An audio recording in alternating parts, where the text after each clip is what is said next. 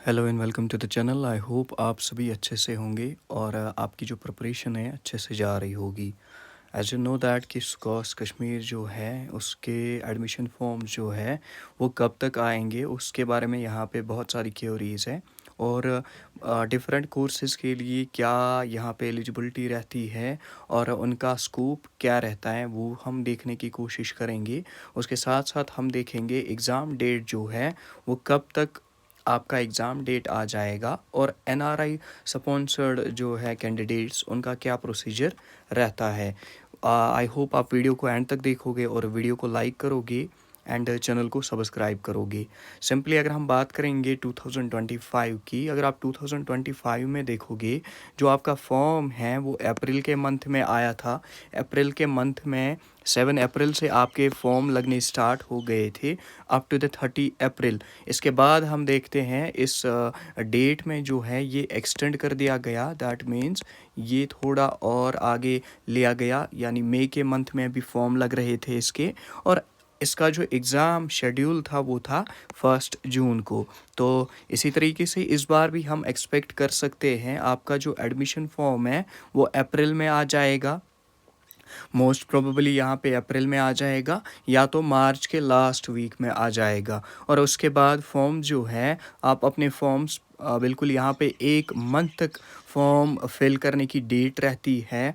और form filling जो है उसके बाद हम देखते हैं इसका एग्ज़ाम हो जाता है। तो अगर आप मान के चलो कि आपके जो फॉर्म्स हैं वो अप्रैल के पहले ही वीक में आएंगे, up to the May first week आपके जो फॉर्म्स हैं वो आप यहाँ पे फिल करोगे। और एग्ज़ाम जो है एग्ज़ाम आप ऐसा ही मान सकते हो या तो एंडिंग मई में होगा। आपका एग्ज़ाम जो है या तो एंडिंग मई में होगा या हम देख सकते हैं या आपका एग्ज़ाम जून के पहले वीक में होगा। यहाँ पे ये थी बात एग्ज़ामिनेशन फॉर्म कब तक आएंगे, क्योंकि बहुत सारे कैंडिडेट्स की जो क्वेरीज़ है वो रहती है इसके रिलेटेड कि कब तक आएगा फॉर्म, कब हम प्रिपेयर करेंगे। तो अभी से मान के अगर आप चलो आपका एग्ज़ाम जून में हो जाएगा, आपके पास अभी मार्च के ये डेज़ बचे हुए हैं, अप्रैल का मंथ बचा हुआ है और मई का एक पूरा मंथ बचा हुआ है। तो अभी आपके पास अराउंड 80 डेज़ का टाइम है। इन 80 डेज़ में आप अच्छे से प्रिपेयर करोगे और अगर आपने ऑलरेडी प्रिपेयर किया है तो रिवीजन आप कर सकते हो। एंड फॉर वेरियस रिसोर्सेज आप हमारे टेलीग्राम चैनल को ज्वाइन कर सकते हो। इसके बाद अगर हम बात करेंगे यूजी कोर्सेज के लिए जो जनरल कैटेगरी है, फॉर्म का जो फ़ी है वो 1500 रहता है और रिजर्व्ड कैटेगरी के लिए यहाँ पे 1000 फ़ी रहता है। तो बट एक चीज़ है यहाँ पे, जो कॉस्ट कश्मीर है चाहे कुछ भी हो, जो इन्होंने डेट दिया होता है एग्ज़ाम का, ये एग्ज़ाम उसी डेट पे लेते हैं। इसके बाद हम देखेंगे जो आपका सेंटर है, सेंटर आपका श्रीनगर में भी रहता है और सेंटर आपका जम्मू में भी रहता है। तो ये फॉर्म फिल करने के टाइम पे आपको चूज़ करना पड़ता है कि आप कहाँ पे अपना सेंटर रखोगे। इसके बाद एनआरआई स्पॉन्सर की अगर हम बात करेंगे, वो वाले कैंडिडेट्स होते हैं उनका जो है उनका कोई एंट्रेंस नहीं होता, बल्कि उनको मेरिट बेस पे यहाँ पे हम देखेंगे एडमिशन मिलता है। और एनआरआई के लिए यहाँ पे 30 सीट्स हैं और अदर स्टेट के लिए 30 सीट्स हैं। और एलिजिबिलिटी क्राइटेरिया क्या है,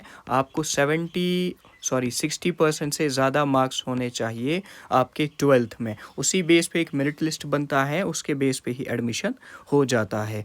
इसके बाद हम देखेंगे आपका जो एग्ज़ाम है एक मॉडरेट लेवल का होता है, ना ज़्यादा टफ ना ज़्यादा आप देखोगे कॉम्प्लेक्सिटी होती है एग्ज़ाम में। बिल्कुल आप बेसिक एंड एनसीईआरटी करके अपने कॉन्सेप्ट्स को बार बार रिवाइज़ करके एमसीक्यू प्रैक्टिस करके इस एग्ज़ाम को क्वालिफाई कर सकते हो। यहाँ पे बात करेंगे वेरियस कोर्सेज़ के बारे में, जैसे कि आप देख सकते हो अगर आप एडमिशन लेना चाहते हो बीवीएससी में या एनिमल हस्बेंड्री, दोनों साथ में होते हैं, तो आपने अपना 12th विद बायोलॉजी किया होना चाहिए, फिज़िक्स केमिस्ट्री एंड बायोलॉजी, और आपका 12th पास होना चाहिए। यहाँ पे हम देखेंगे अगर हम बात करते हैं बीवीएससी की, तो यहाँ पे टोटल में 90 सीट्स होती है और 90 में आप देखोगे 30 सीट्स सेल्फ फाइनेंस पे मिलती है।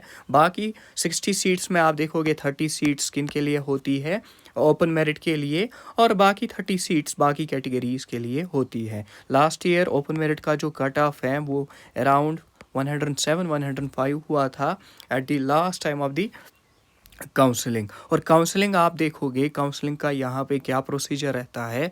काउंसलिंग आपकी ऑफलाइन होती है, आपको सुकॉस्ट पहुँचना पड़ता है। सुकॉस्ट का जो मेन कैंपस है शालीमार में, उधर ही आपकी जो ये है काउंसलिंग हो जाती है। इसके बाद देखेंगे ये जो कोर्सेज़ हैं इनके लिए पीसीबी होना चाहिए, जैसे agriculture, horticulture, forestry, sericulture, biochemistry, microbiology and fishery science. ये कुछ नए कोर्सेज़ भी यहाँ पे इंट्रोड्यूस किए हैं, जैसे बायोकेमिस्ट्री, माइक्रोबायोलॉजी। इसके बाद यहाँ पे हम देखेंगे एक और नए कुछ सब्जेक्ट्स यहाँ पे इन्होंने इंट्रोड्यूस किए हैं, जैसे बीटेक इन बायोटेक्नोलॉजी। उसके लिए बिल्कुल आपको या तो बायोलॉजी होना चाहिए या तो मैथमेटिक्स होना चाहिए। अब अगर जिसके पास दोनों है तो वो कोई बात नहीं है, बट अगर दोनों में से एक आपके पास है तो आप एडमिशन ले सकते हो। BTech in biotechnology, BTech in food technology, BTech in dairy technology. तो ये सारी चीज़ें आपको ध्यान में रखनी होती है। बाकी अगर आप प्रिपेयर कर रहे हो, कोई भी क्वेरी हो, आप हमसे पूछ सकते हो। और इसका जो स्कोप है, जब हम टॉप लेवल की बात करते हैं, स्कोप में आप देखोगे बीवीएससी का यहाँ पे जॉब प्रॉमिसिंग एक कोर्स है जो आप ले सकते हो, जिसमें आप एडमिशन कर सकते हो। इसके बाद एग्रीकल्चर में आप रिसर्च कर सकते हो, हॉर्टिकल्चर में रिसर्च कर सकते हो, तो वहाँ से भी इसका स्कोप हो बनता है। तो ये थी बात स्कॉच कश्मीर के फॉर्म्स के रिलेटेड, पेपर के रिलेटेड। एंड बाकी जो आपको कोई भी क्वेरी है तो उसके बारे में हम अगले वीडियो में बात करेंगे।